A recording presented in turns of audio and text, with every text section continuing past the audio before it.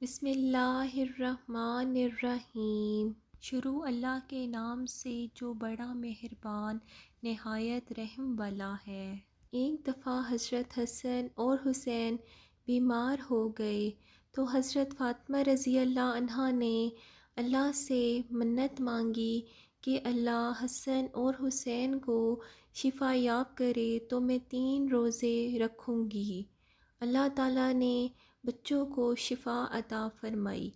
بچوں نے بھی روزے رکھے۔ حضرت علی نے بچوں کو روزے کی حالت میں دیکھا تو کہیں سے تھوڑے سے جو لے آئے اور فاطمہ رضی اللہ عنہا کو دیے اور کہا روٹی پکاؤ۔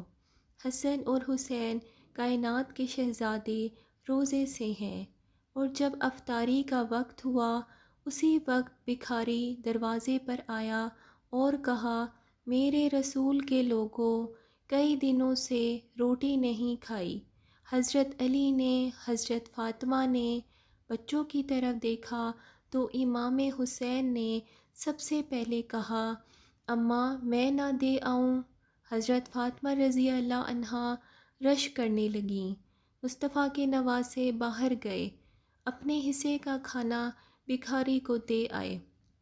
حضرت علی فرماتے ہیں کہ میں اگلے دن پھر تھوڑے سے جو لایا، حضرت فاطمہ نے پیسے اور روٹیاں پکائیں۔ افطاری کا وقت ہوا، پھر دروازے سے آواز آئی بھوکا ہوں، یتیم بھی ہوں۔ حضرت فاطمہ کہنے لگی بیٹا دیر نہ کر، یتیم کا پیٹ بھرنے میں دیر نہ کرو۔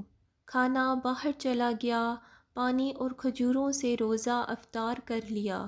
تیسرا دن ہوا، جب افطاری کا وقت آیا تو پھر دروازے سے آواز آئی کہ میں مسکین ہوں، لاچار ہوں، گھر بھی کوئی نہیں ہے، کھانا بھی کوئی نہیں ہے۔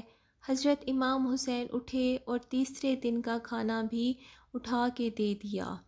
حضرت علی فرماتے ہیں کہ میں بچے پکڑ کر مسجد میں گیا، کہیں بھوک سے میرے لال گر نہ جائیں۔ جب شہزادے مسجد میں داخل ہوئے تو کہتے ہیں کہ مسجد میں ہماری قیمت بڑھ گئی۔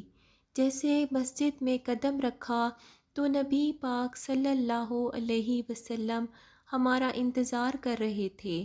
فرماتے ہیں کہ تینوں جب مغرب کی نماز پڑھنے لگے تو تینوں کے چہرے دیکھ کر رسول نے فرمایا کہ علی یہ جبرائیل کھڑے ہیں اور فرما رہے ہیں کہ تیرے 3 دن کا عمل خدا کو بھی بڑا پسند آیا ہے اور محمد مصطفیٰ کو بھی بڑا پسند آیا ہے۔